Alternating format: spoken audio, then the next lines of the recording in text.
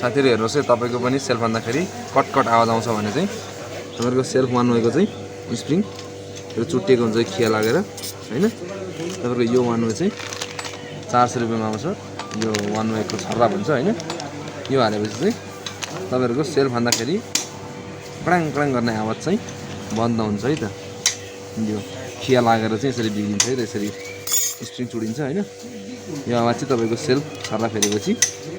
solve हुन्छ यसको त्यत्रो महँगो पर्दैन र यो सेल्फ हान्दाखेरि चाहिँ सुई सुई गर्छ नत्र बढी आवाज दिन्छ गडङ गडङ आवाज दिन्छ र कहिलेकाहीँ सेल्फ पनि हान्दैन है त